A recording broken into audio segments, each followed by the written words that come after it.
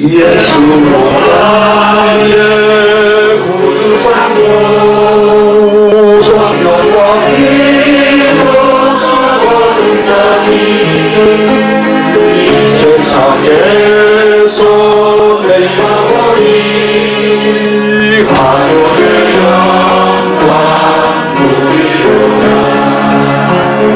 이곳이 나의 안뜰이요 이곳이 나의 찬송일세. 나 사는 동안 끊임없이 구주를 찬송하리로다. 온전히 주께 맡긴 내 영 사랑의 음성을 듣게 천사들과 내하는 것과 하늘의 영광 보이로다. 이곳이 나의 안녕이요 이것이 나의 찬송일세. 나 사는 동안 끊임없이 그들을 찬송하리로다. 주 안에 기쁨 누리므로 마음의 평안이 잔잔하니 세상과 나는 한 것 없고 구속한 주가 보이도다. 이것이 나의 안녕이요 이것이 나의 찬송일세. 나 사는 동안 끊임없이 그들을 찬송하리로다. 3절 주 안에 기쁨 누리므로 마음의 평안이 잔잔하니 세상과 나는 간 것 없고 구속한 주만 보이도다. 이것이 나의 안녕이요 이것이 나의 찬송일세. 나 사는 동안 끊임없이 그들을 찬송하리로다.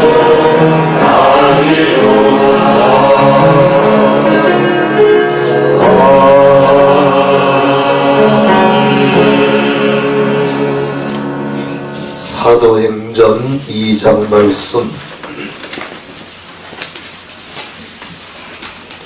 사도행전 2장 1절로 4절까지의 말씀.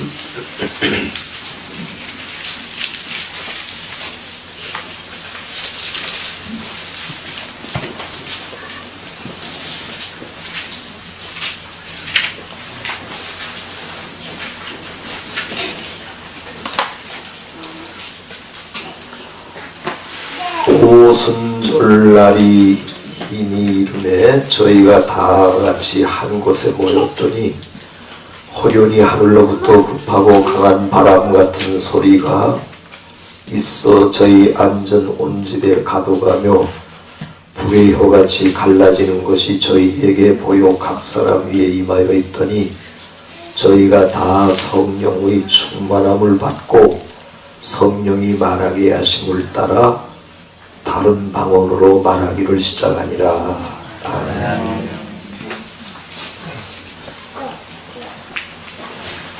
오늘 새벽에 중생의 운에 대해서 말씀드렸는데 이 시간에는 성령의 운에, 성령의 운에 대해서 말씀을 드리겠습니다. 즉 성령 세례, 성령 충만, 여기 대해서 말씀을 드리겠습니다. 성령 충만 그러면 여러분은 저 같은 사람은 성령 충만이 못 받은 것처럼 보이죠? 아니, 제가 받았다는 말을 하는 건 아니에요. 성령 충만이 받았다고 말하는 건 아니고 우선 여러분 생각이 그럴 거다 이거예요. 시원치 않게 보이니까 무슨 성령 충만하냐 이렇게 보기가 쉬워요. 그러니까 성령 충만은 뜨겁고 열렬하고 기적이 막 일어나고 그래야 성령 충만으로 안다 이게 일반적으로. 난 그건 아니라는 말은 아니야. 성령 충만에 다 포함되지만은 진정한 의미에서의 성령 충만은 성령의 우에서 사는 사람이야. 생각도 마음도 삶도 다 성령의 지배를 받아서 일거수일투족 움직이며 살아가는 것이 성령님의 뜻을 거스르지 않고 성령님의 가발을 따라서 살아가는 사람이 성령에 충만한 사람이라고 말할 수가 있어요. 예를 들면 미리미리 다 말씀드리지만은 빌립이 성령이 충만한 건 사실이었어요. 그래서 성령 충만해서 사마리아 가서 전도를 하는데 주 예수의 이름으로 세례를 주고 많은 사람들의 병든 자가 낫고 귀신이 쫓겨나가고 기사이적이 일어났지만은 그 사람들에게 아직 성령이 한 사람에게도 임하지 아니하였다 그랬어요. 그걸 보면 기적이 일어난다고 또 거기에 성령 세례가 다 임한 게 아직 아니에요. 치유가 일어났다고 해서 성령 세례가 다 임한 게 아니에요. 그러니까 성령 세례는 성령 충만은 성령에 의해서 정말 살 수 있는 사람이냐. 손양원 목사님 같은 분이 사랑이 충만한 걸 보니까 성령 충만한 사람이에요. 손양원 목사님 같이 괜히 뜨겁고 괜히 열렬한 사람이 아니에요. 그분이 집회인도할 때의 그 과정을 보면은 어떤 때는 집회인도 하다 말고 낙심을 하는 걸 기록하게 되었어요. 도무지 밤이 일어나지 않고 아무 일도 일어나지 않고 그런데도 하나님께서 또 어떤 때는 막 은혜를 내리시고 제가 하는 게 아닌 걸 알려주시는 거죠. 그 하나님의 성령이 하시는 거예요. 모든 게 은혜고. 그러니까 성령에 의해서 지배를 받으면 그 사람이 성령 충만한 사람이에요. 뜨겁고 열렬하고 막 그런데 행하는 거 보면 제 욕심껏 행하고 인간적으로 행하고 그러면 성령 충만이라고 할 수 있을까요? 뭐 그렇게 생각하는 것 같은데요. 해보니까.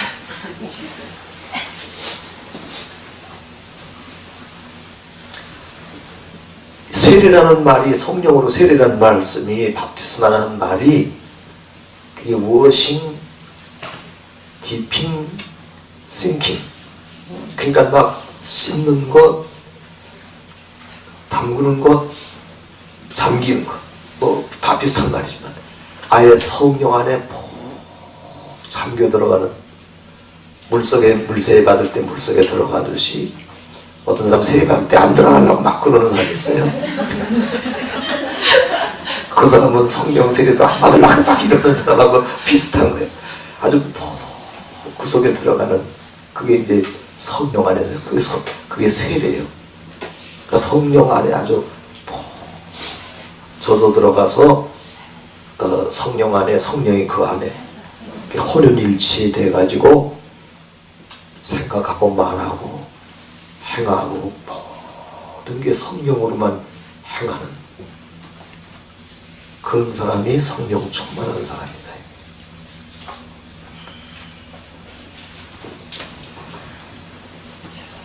그러니까 그것이 바로 세례라는 의미다. 성령 세례. 그래서 이런 성령 중생하는 사람이 성령 세례 받는 단계로 신앙이 성장해 가야 돼요. 중생에서 머물지 말고.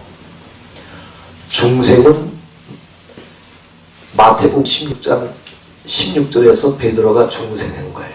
주는 그리스도시요 살아계신 하나님의 아들이시니 바요나 시모나 내가 복이 있도다 이를 내게 알리하니는 혈육이 아니요 하늘에 계신 내 아버지시니라.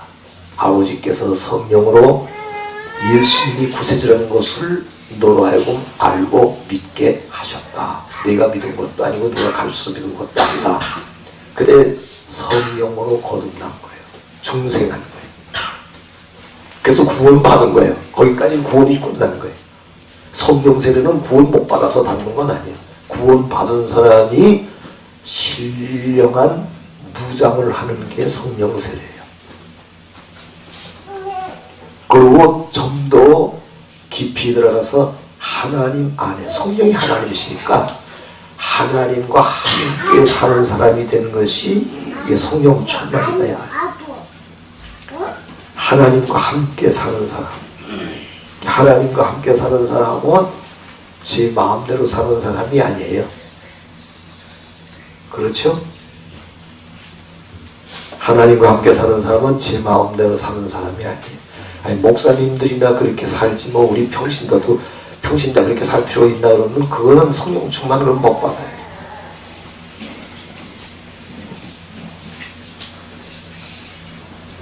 신자 거듭난 사람은 다 그렇게 살아야 행복해요.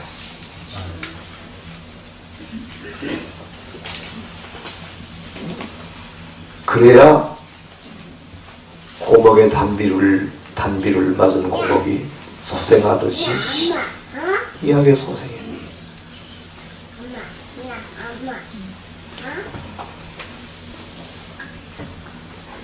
그래서 이제 우리가 성령의 충만함을 사모하는 게 괜히 사모하는 게 아니에요. 성령의 충만하기만 한 다음에 그 다음에 제 마음대로 살고 싶어서 성령 충만 받으려는 사람들이 있어요. 다시 말씀드릴게요. 성령 충만히 받은 다음에 기쁘게 이제 기뻐서 이제 받을 거 다 왔으니까 이제 그 다음에 자기 마음대로 살려고 성령 충만만 받으려는 생각하고 구하는 분들이 있어요. 그 다음에 제 마음대로 이제 살기 시작하는 거예요. 기쁘게, 재밌게. 그러니까 성령 충만히 받으면 그 다음부터 성령의 인도하심을 받아야 되는 거예요. 그러니까 좀 힘들어질 수 있어요. 그럼 안 받아야 되겠다. 안 받으면 더 힘들어요. 무슨 말인가 하면 하나님 안에서 살아야만 행복한 거예요. 힘들어도 그래도 거기가 제일 육신을 입고 사니까 하나님 안에 사는 게 힘들어도 거기가 제일 복된 자리고 은혜의 자리예요.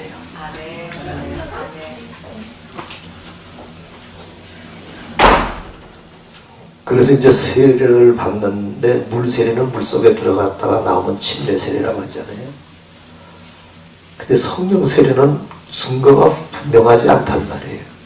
물속에 들어갔다 나온 것처럼 분명하지 않아서 참 성령으로 세례를 받으라. 예수님이 그렇게 말씀하셨고 사도행전 1장 그 8절에 성령의 충만이 너에게 임하시면 너희가 권능을 받고 예루살렘에서 땅끝까지 증인 된다는 말씀까지 하셨는데 그 성령 세례를 받으라고 말씀하신 약속하신 성령 세례를 받으라고 말씀하신 성령 세례에 대한 것은 확실한 증거가 보이지 않으니까 사람들이 이것을 연구하기 시작했어요.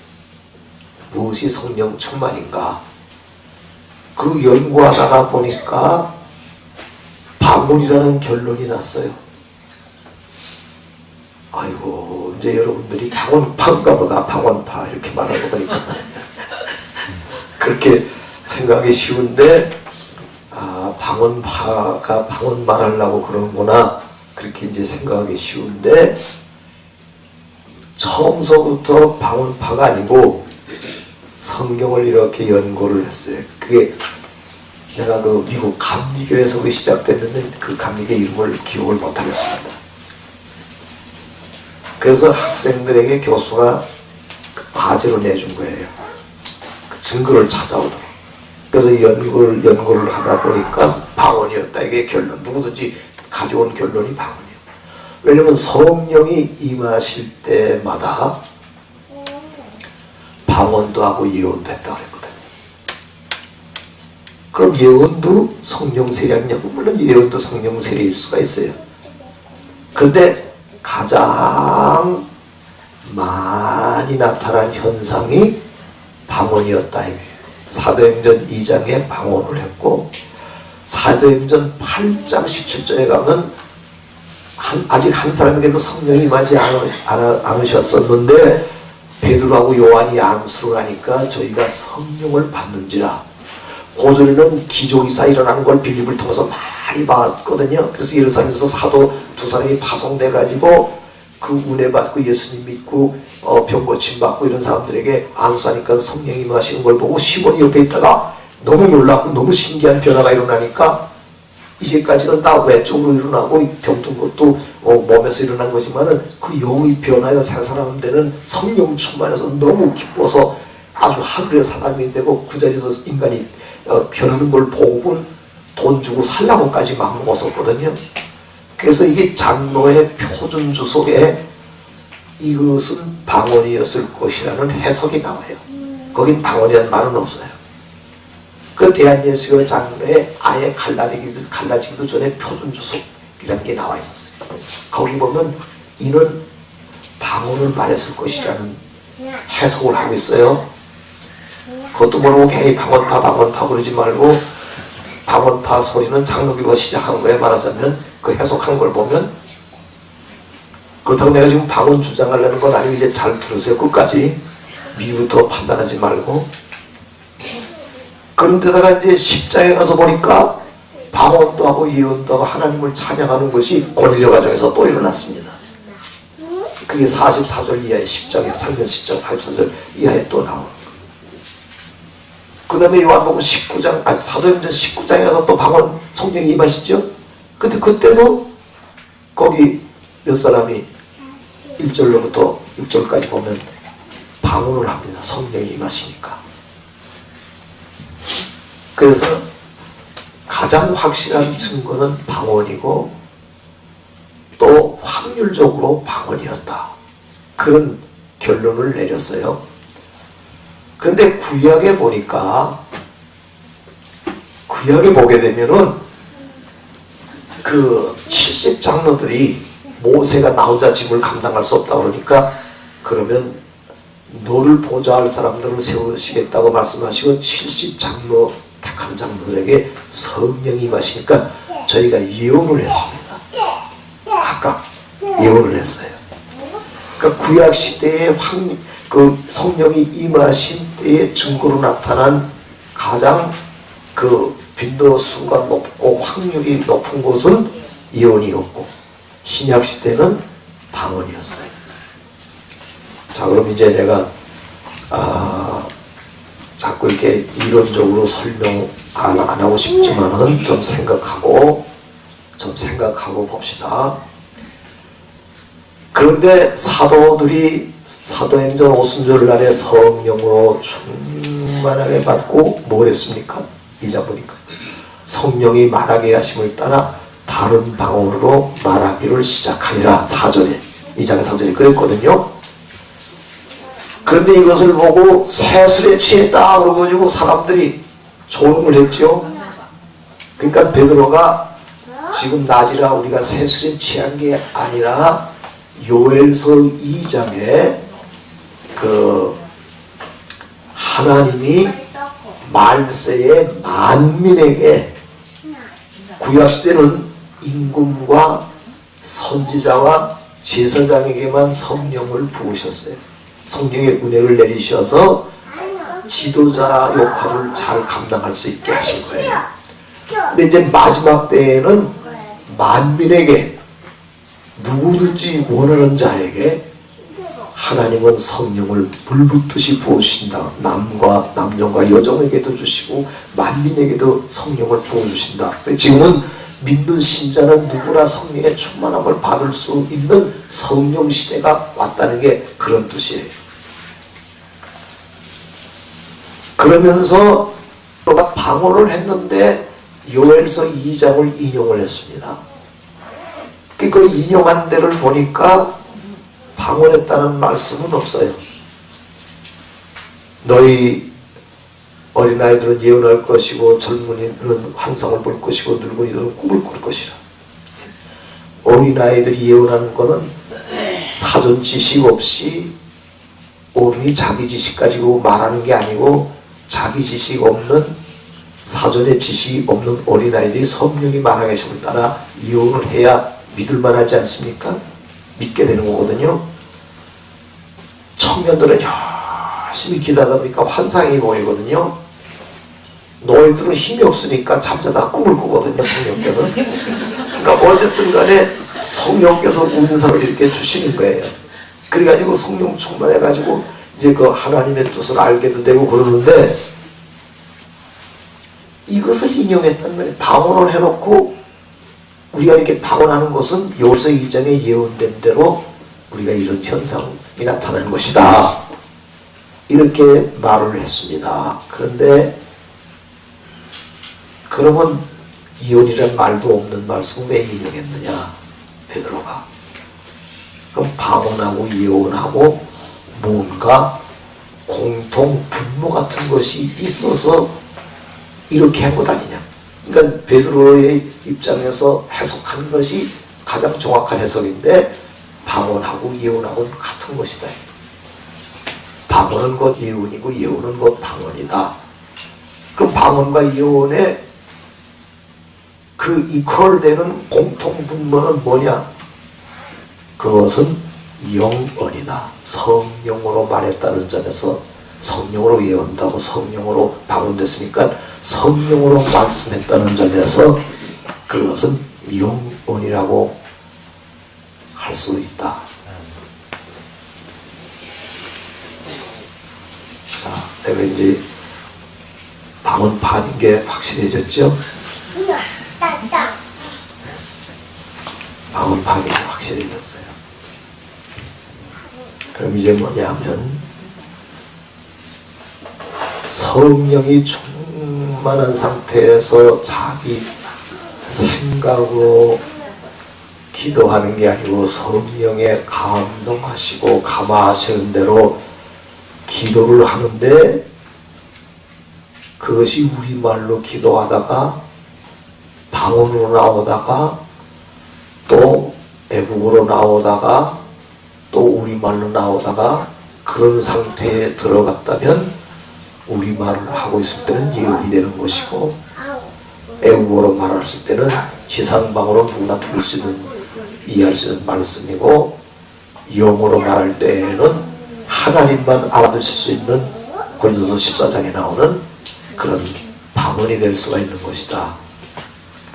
그러니까 성령 충만은 성령으로 한국 사람이 한국말을 하든 영어로 하든 성령으로, 정말 성령으로 말하는 것은 성령 충만한 상태에 있기 때문이다. 성령 그것이 세례다.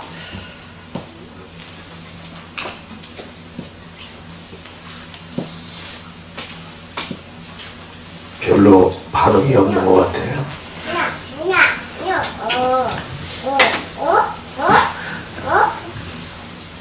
그래도 괜찮아요. 난 반응 보는 게 아니라 진리냐 아니냐는 게 중요하니까. 손양원 목사님 같은 분은 방언한 일이 없어요. 근데 사랑이 충만해요. 그런데 요즘 방언하는 사람들이 싸움도 잘하는 사람이 있어요. 그 사람들이 손양원 목사님 보고, 아이고 뭐 방언도 못한 분이 무슨 성령 충만하냐고 그렇게 말한다고 할 때 어떤 모순 같은 거 안 느끼시겠어요?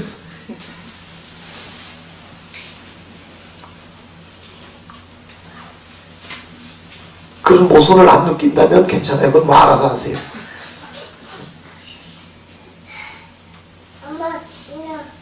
원수를 사랑할 수 있는 손영은 목사님이 사랑 속에 아주 묻혀 들어간 사람이에요. 아가페 사랑 속에 묻혀 들어간 사람. 이게 성령 충만이에요. 그분은 말을 해도 성령으로 말을 하고 기도를 해도 성령으로 기도하니까, 예?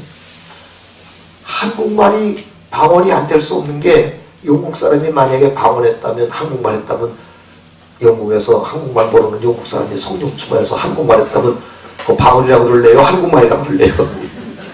그것도 방언이지. 영국에서 볼 땐 방언이죠. 그러니까 한국 사람이 한국말로 충만해서 한국말로 할 수 있어요. 그게 방언일 수 있다고요. 꼭 영어에만 방언이 아니란 말이에요. 그래서 이제 여기서 조금 더 내가 이걸 괜히 조화시키려고 애써서 하는 게 아니라 아무리 생각해도 이것이 성령 충만이에요.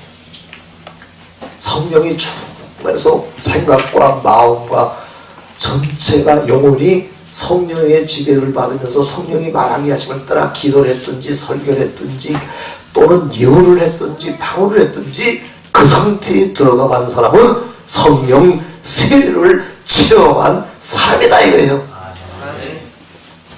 그런데 그런 사람이 왜 또 다른 사람하고 싸우냐?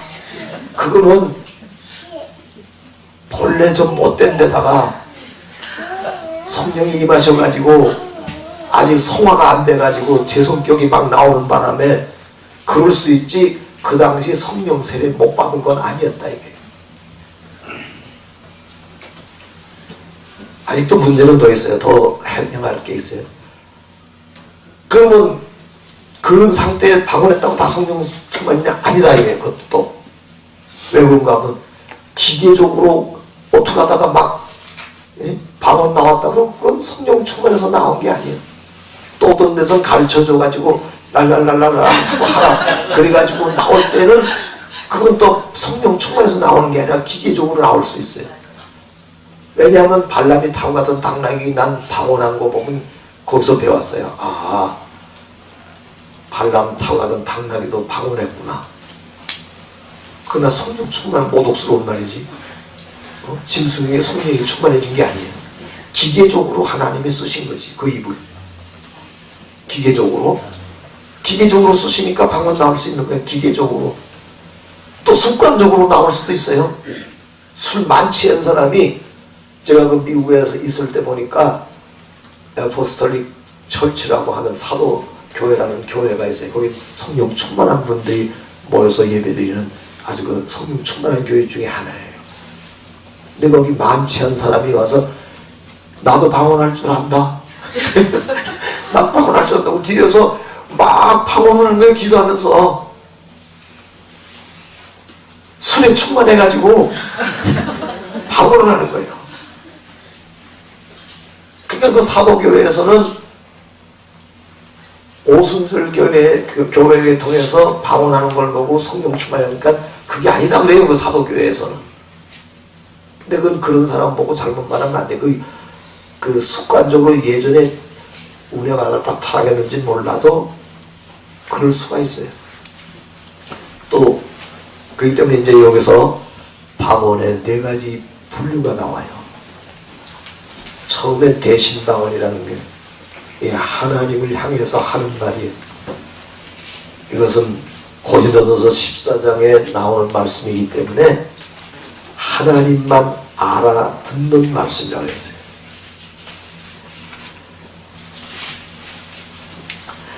방언을 말하는 자는 사람에게 하지 아니하고 하나님께 하나니 이는 알아듣는 자가 없고 그 용으로 비밀을 말함이니라. 고린도전서 14장 2절에. 그러니까 예언하는 자는 사람에게 말하여 덕을 세우며 권면하며 아니하는 것이요, 방언을 말하는 자는 자기의 덕을 세우고 예언하는 자는 교회의 덕을 세우나니 나는 너희가 다 방언 말하기를 원하나 특별히 예언하기를 원하노라. 그러니까 사람이 알아들을 수 없는 방언을 말할 때에는 영어로 하나님께 하는 대신 방언이고, 사람이 알아들을 수 있는 방언은 애국어예요. 현재 있는 애국어이기 때문에 그것은 사람이 알아듣는 대신방언, 대인방언이라 그렇게 표현해요. 이쪽에 이 오순절기에서 해석할 때 대인방언이라. 그러니까 사람이 알아들 수 있는 영어, 중국어, 뭐 러시아어 이런 거. 그런 예가 많이 있습니다. 러시아가 소련이 붕괴되기 전에 거기 그 하나님의 종들이 가서 복음을 전하는데 무슨 집회인지도 모르고 워낙 오랫동안 기독교 없이 살던 소련이 공산주의 국가가 돼버렸기 때문에 근데 막 그 복음을 전하니까 통역하던 여자가 그 선교사 얼굴에다 통역하지 않고 침을 뱉어버렸어요. 왜냐면 그 통역했다면 자기도 망하니까. 자기가 복음, 예수 그리스도 복음. 난 이거 어느 선교사, 미국 선교사 통해서 신학생 때 들은 말이에요. 선교사님이 거짓말 했겠어요?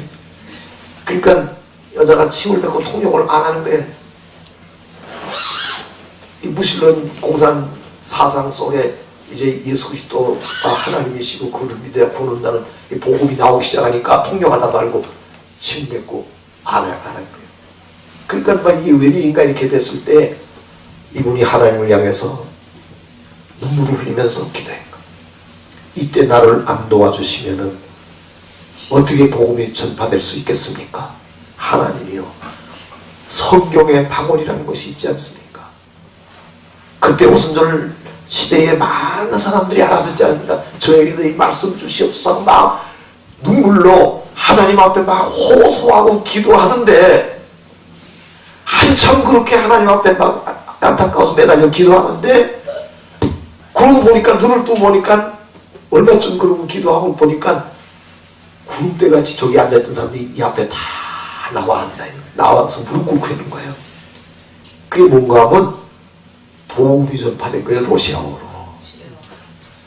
이 사람이 기도하다 했는데 그게 러시아어로 다 하나님 앞에 회개하고 제사함 받고 예수 믿고 구원받으라고 하는 러시아어가 돼버리니까 여기 나와서 제단 앞에 와서 무릎 꿇으려고 그런 거고 그 말을 알아듣고 다 나와서 무릎 꿇고 회개하고 큰 복음의 역사가 일어난 때가 있었던 거예요.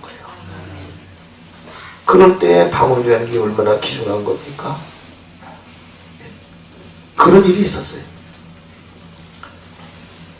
그리고 제가 체험한 것도 우리 교회 청년이 교회에서 막 열심히 기도하다가 방언을 했는데 그 마을에 중국 여인이 한국 사람하고 와서 결혼하고 와서 살다가 빨래터에서 빨래를 하는데 그 우리 교회 앞에 그 개울들이 있었는데 빨래를 하는데 그 빨래터에서 빨래하다 말고 중국말이 유창한 중국말이 들리니까 방망이 던져버리고 쫓아와서 지금 중국말로 만백성아 때가 가까웠으니 회개하라고 그런다고 예수님 믿고 구원받으라 막 통역을 한 거예요. 이 여자가.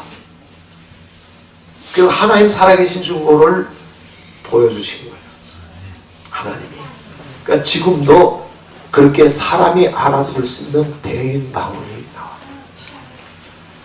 미국에서 있었던 일인데 그 신문 기자들이 방언에 대해서 철저히 조사해가지고 이게 잘못됐다는 걸 알려야 되겠다 해가지고 조사로 갔는데 정말 오순절 교회에서 지하실에서 사람들이 막 통성기도하고 기도하는데 보니까 전부 다 막 행설수설하는 것 같고 막 이런 상황이요.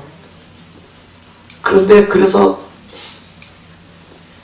이거 뭐 정말 아닌 게 아니라 이거 완전 혼란이로구나 그랬었는데 한쪽 구석에서 어떤 소녀가 기도를 하는데 그 말이 아주 지식인들만 알아둘 수 있는 사오, 죽은 말로 옛날에 없어진 그걸로 기도하는 소리를 그 기자 중에 한 사람이 알아듣는 사람이 있어가지고 너무 놀란 거예요.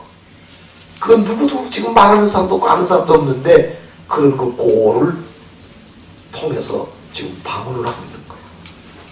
하나님은 살아계세요. 예수님이 참 구세주세요.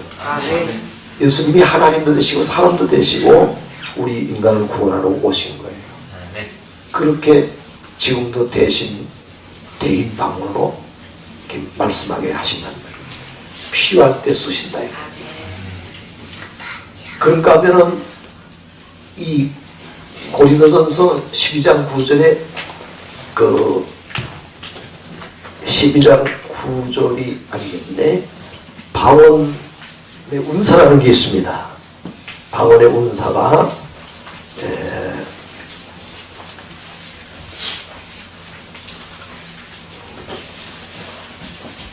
10절의 말씀 보면은 어떤 이에게는 능력 행함을, 어떤 이에게는 예언함을, 어떤 이에게는 영들 범을, 다른 이에게는 각종 방언 말함을, 어떤 이에게는 방언을 통용함을, 방언들 통용함을 주시나니. 그러니까 12장 10절 말씀 보게 되면은 그 운사방언이라는 게 있어요. 운사방언. 그러니까 운사방언이 있고, 그래서 이 운사가 따른 사람은 늘 기도할 때 방언이 나와요. 오늘 새벽에 대해서 방언 기도를 했는데 그게 운사방언이요. 계속. 그런데 제 경험으로도요, 방언이 나올 정도 기도할 때는 언제나 충만한 상태 들어갈 때 나와요. 습관적으로 하려면 할 수 있어요. 그거는 성령으로 하는 게 아니니까 잘못하면 안 됩니다. 근데 정말 간절히 기도하다가 나중에 말 나오기 시작할 때 보면 이건 방언으로 확실 때 이게 성령 충만한 상태, 내가 오로지 하나님만을 하면서 기도하고 부르질 때 나와요. 그러니까 이것은 운사방언으로 계속 운사로 주셨기 때문에 방언할 수도 있고 통용할 수도 있고 이런 거 운사가 따르고, 그 다음에 표적방언이라고 해서 사도행전 2장에 세례 받을 때만 한 번 나타나는, 성령으로 충만한 경험할 때 한 번 경험하고 그 다음엔 더 이상 안 하는 그런 방언이 있어요. 그래서 방언을 강조를 하게 되면 사람들이 오해를 하고 제일 마지막에 있는 운사인데 뭘 그렇게 제일 중히 여기느냐 그러지만, 하나님의 운사는 마지막에 있다고 해서 못한 게 아니고 첫 번째 있다고 좋은 게 아니라 똑같아요. 다 귀중하고 좋은 거예요. 하나님의 은혜는. 그러니까 이제 성령 충만함을 받는 것은 예언을 하든지 방언을 하든지, 참 성령으로 기도할 때가 있죠. 우리말로 기도하더라도 그런 경험들 있죠. 우리말로 기도하는데도 내 생각 포함되지 않은 정말 그 성령에 감동되는 대로만 기도하는 그 경지가 있어요. 그건 성령 세례다 이거예요. 거기 가면 방언 안 나오래도 안 나올 수 없이 나오기도 하고 그래요. 안 나올 수도 있고. 그래서 우리나라에 이렇게 훌륭한 하나님의 종들이 방언 안 한 사람들도 사실은 성령 충만함을 받았던 게 그런 증거에서 받은 거예요. 자, 이제 너무 이론적으로만 이렇게 너무 나가서 또 다 여러분 아시기도 하지요. 그렇지만 우리가 한번 정리한 거예요. 그리고 이제 이번에 여기 오셨으니까 성령으로 기도할 만큼 기도 한번 해보세요. 예? 사모함은 하나님은 주시고 감으로 메마른 땅에 성령이 오시지 않고 내가 어떻게 삽니까? 주여 내 마음에 단비를 부어주시옵소서. 사람이 살다 보면 늘 그 성령 상태에 들어가 있지 못할 때 많아요. 저도 그래요.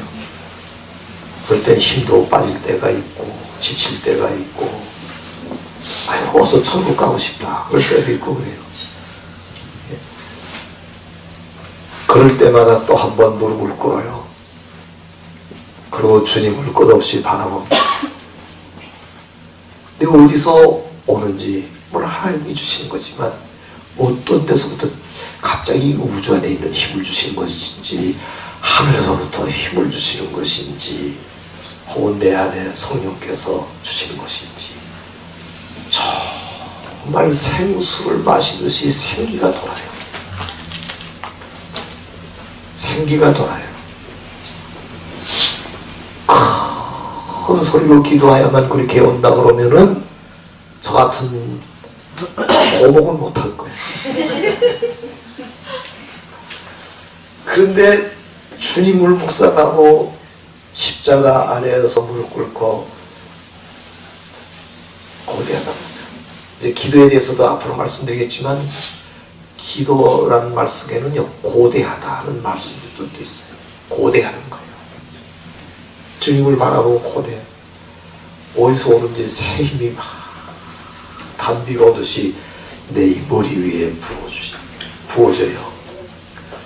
그럼 이 삶 오면은 내 영이 소생을 하면서 육신까지 새 힘이 오는데 막 펄펄 날 것 같은 새 힘이 오기 시작해요. 소생하는 거예요.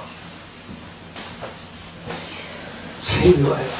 그럼 달려가도 걸어가도 고단치 않고 피곤치 않고 쓰러지지. 장종이라도 젊은이라도 소년이라도 넘어지고 자빠져도 난 달려간다 이게. 그러니까 뭔가 하면 너무 유치한 말이지만 하수가 막히면 물이 안 흐르잖아요. 나하고 하나님 앞에 예를 들어서 비가 막 오는데 뚜껑 덮어놓은 항아리에 물 들어가야 안 들어가요? 아무리 옥수같이 소나기 내려도 한 방울도 안 들어가요. 근데 뚜껑을 열면 가득 차요. 작은 그릇은 아무리 비가 많이 와도 그거 차고 그다면 넘치면 넘쳤지 돈은 안 차는 것처럼 작은 생각 가지고는 항상 그렇게 사는 거예요. 큰 마음 먹으면 큰 마음 먹은 대로 주시오. 그렇다고 덮어놓고 큰 거 좋은 건 좋아하지 말고 본질 좋은 건 추가해야 돼요. 본질적인 거. 그러니까 언제든지 주님 앞에 수시로 기도해요. 기도할 줄을 몰라. 힘들면 기도해요. 근심되면 기도해요. 어려우면 기도해요. 몸이 아프면 기도해요. 하는데 처음서부터 막 크게 기도해야 주실 줄 알고 소리부터 지르니까 지쳐서 얼마 하지도 못하고 많은 그런 일 생기지 말고 조용히 주님을 바라보면서 시작하는 거예요. 네? 나는 설교 끝나고도 주여 주여 주여 하고 기도하자는 말 안 해요. 우리 목사님은 그래도 참 절대 이렇게 한 번만 주여 하고 해보자. 그것도 좋은 거지.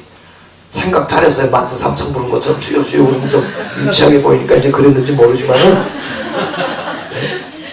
중요한 건 뭔가 하면 주님을 바라보는 거란 말이에요. 아 소리치고 싶으면 주여 그러고 소리치는 거고 소리치고 싶지 않으면 주여 속으로 소리 지르는 거고 소리 지르는 건 속으로도 지르는 거예요.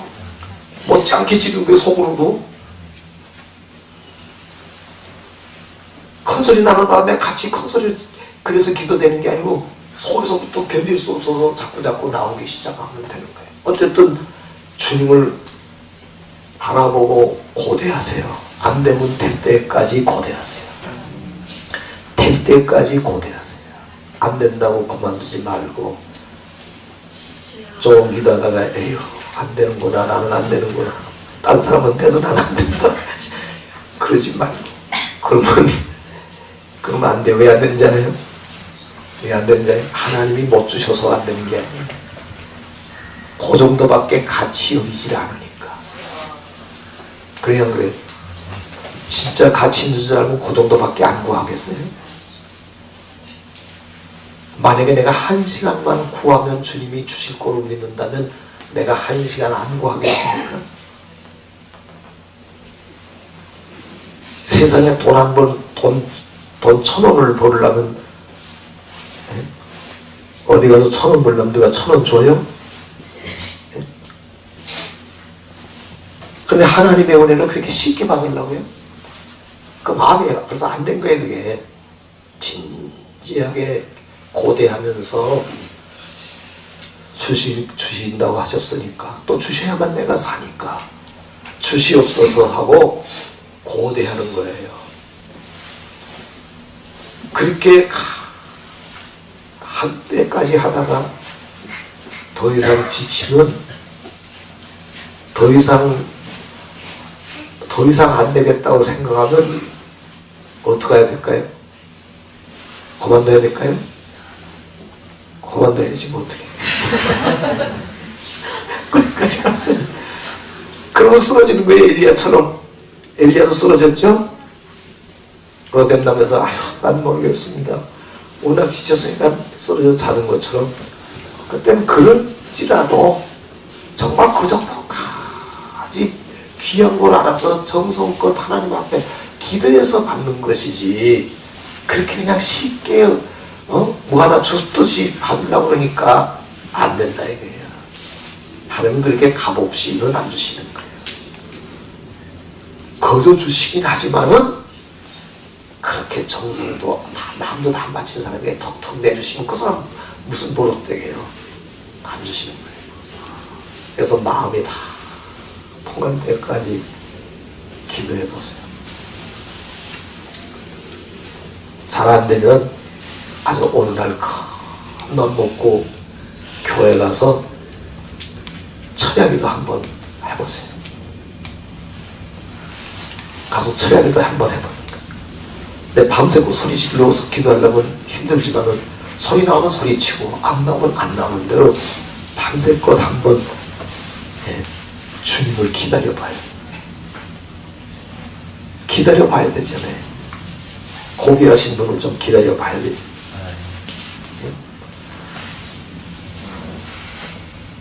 예수님 얼마나 기다려보셨어요? 얼마나 기다려보셨어요? 예수님을? 하룻밤 기다려보셨어요? 하룻밤이라도? 밤새껏 주님 기다려보셨어요? 한번? 그랬더라면 다 만났죠.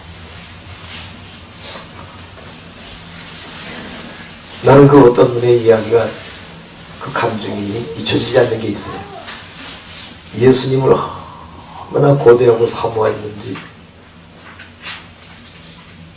비 오는 날 저녁에 무작정 시골길로 떠난 거예요. 배낭 하나 메고 배낭 속에는 성경책 담기고 밤새도록 날이 셀 때까지 걸었대요.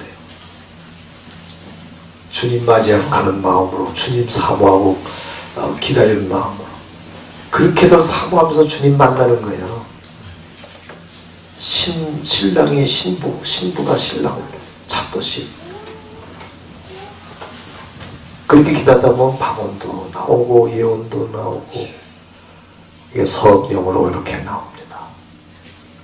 그러면 그때 충분한 경험을 하니까 나는 이 상태에 유지하면서 살아야지.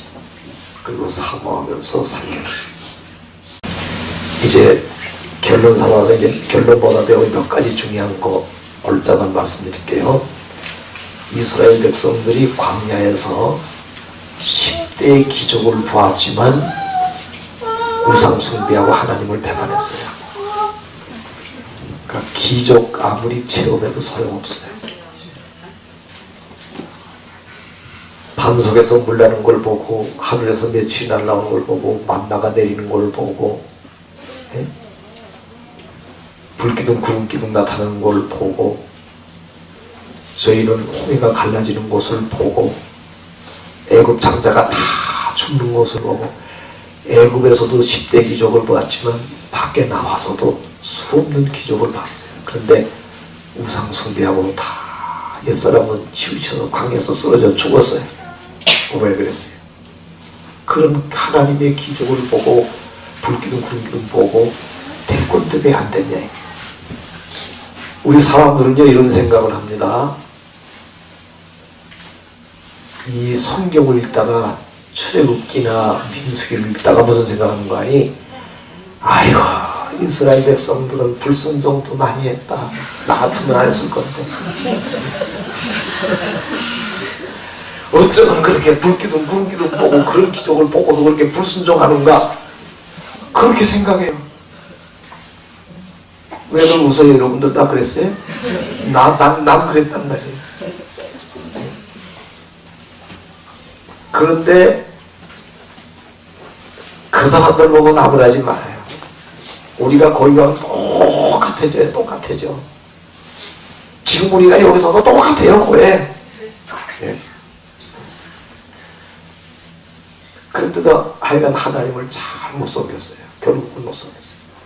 그래서 우상 숭배하다가 하나님의 징벌을 받아서 산지사방으로 국권을 잃고 국토를 잃고 다 포로되어가고 전쟁이 일어나서 죽고 다 흩어졌어요. 왜 우리가 이렇게 됐냐? 아스리아로 포로되어 주전 720년에 가고 606년에는 바벨론으로 포로되어 남북이 완전히 깨어져 버리고 왜 이렇게 됐냐? 하나님 말씀 버리고 우상 숨겨서 그랬다. 이제부터 우리가 토라 율법을 열심히 보고 가르쳐야 되겠다. 그래가지고 막 이 해답을 만들고 그때 해답이 만들어진 거예요. 이 포로 시대. 그래 해답을 만들고 그냥 모이기만 했더니 늘 모이기만 모이면 성경 모세 율법을 가르치기 시작한 거예요. 그러니까 막 율법을 달달 다 외다시피 하고 정말 옷깃에 쓰고 소매에 달고 이러면서 다 율법을 외웠기 때문에 그 이후부터 포로 이후부터는 우상숭배죄가 이스라엘 백성에게서는 사라져갑니다. 우상숭배죄는 사라졌어요. 그 다음에 우상숭배만은 죽어도 안 하는 백성이 됐어요. 그 대신 율법에 정통하게 시작했는데 율법을 너무 연구하다 보니까 이번에는 하나님의 아들 예수님이 오실 때에 정죄를 하고 십자가에 못 박아버렸어요. 그러니까 율법을 그렇게 연구하고도 결과적으로 이 성경이 나에 대해서 기록한 것이라고 예수님이 말씀을 하셨는데 왜 이 성경을 읽다가 하나님의 아들 예수님을 십자가에 못 박았냐 이게요. 그러니까 율법을 읽어도 성령으로 읽지를 못한 거예요. 여기 사서삼경 이 저기 유교 같은 것이 그 자체 말 자체가 나쁜 게 아닙니다. 그걸 법으로 지키려고 하다 보니까 지켜지지 않는 것이고 마음을 못 지키고 형식으로 지키다 보니까 외식하는 자들이 돼가지고 담론. 그러니까 이 율법 그렇다고 해서 사서삼경이 뭐 다 옳다는 거 아니에요. 거기는 역사 같은 것이 안 좋은 것도 신적인 것도 있지만은 이 성경도 율법으로만 배우고 가르치고 이걸 형식으로만 지키려고 하니까 예수께서 마음으로 율법을 지켜야 된다고 내가 율법을 펴놓고 계셔 완전 겨우하셨다고 해서 그런 말씀하셨는데 그러니까 율법을 아무리 지키려고 겉으로 그래봐야 또 실패했다 이거예요. 하나님의 아들 십자가에 못 박는 교로가 왔다. 이 백성이 좌우로 치우친 거예요. 우상 숭배하지 않으면 기적을 봐도 우상 숭배하고 성경을 읽어도 하나님의 뜻을 거스리고 외식하는 자들이 다 돼버리고 왜 이렇게 됐냐. 그래서 예수께서 선자가 탄식해서 하나님께 물어봅니다. 그게 대답이 예수께서 11장과 36장에 나와요. 그 36장 24절 28절까지 보면 그 구발강가에서 탄식하는 이 에스겔 선지자에게 하나님이 비로소 말씀해 주신 것이 있어요. 왜냐하면 이 백성에게 내 신을 부어주지 않아서 그렇다 그러신 거예요. 저희에게서 굳은 마음을 제하고 살같은 마음을 주시고 내 신을 저희 속에 두어서 비로소 새 사람이 되게 하신다고 약속을 주시는 거예요. 그러니까 성령 받아야 하나님의 신이 내 속에 오셔야 율법을 읽어도 그 속뜻을 읽게 되고 기적이 나타나도 하나님이 하신 것을 믿어서 본질 내가 변하기 때문에 이제까지는 기적을 봐도 외적인 것이고 율법을 읽어도 눈으로 봤기 때문에 이게 나 형상화되지를 않아서 이게 지켜지지도 않았고 제대로 못 살았는데 하나님이 신이 오셔서 나를 새 사람 만들어 버리시니까 새 마음 주시니까 이제 모든 것이 가능해졌다 이거예요. 그러니까 새 생활 자꾸 함으로써 새 사람 되려고 하니까 안 됐던 거예요. 제가 아무리 새 생활을 해봐도 안 되는 거예요. 속으로 새 사람이 아니니까 생활은 새 사람인데 사람은 새 사람이 아니라 이거예요. 그래서 안 된 거였던 거예요. 새 사람이 아니고 변화된 사람이 아니고 중생한 사람이 아니니까 아무리 기적을 봐도 하나님이 하셨다고 믿어지지 않는 거예요. 그러신가 보다 하다가도 오련이 생기면 아니다 그렇게 돌아간 거예요. 그래서 하나님께서 다 하신 하나님이 이런 율법의 과정을 주신 다음에 인간이 할 수 없다는 걸 다 알게 하신 다음에 하나님의 성령으로만 오직 성령으로만 가능하다는 걸 알게 하신 다음에 물 붓듯이 부어주시니까 속 사람이 이번에서 새 사람이 되니까 하나님의 사람이 되고 중생한 사람이 되니까 하나님 말씀이 절로 지켜진 거예요. 은혜로 절로 지켜진 새 사람이니까 새 생활 나올 수밖에 없는 거예요. 여기에서 성령 세례가 필요했던 거예요.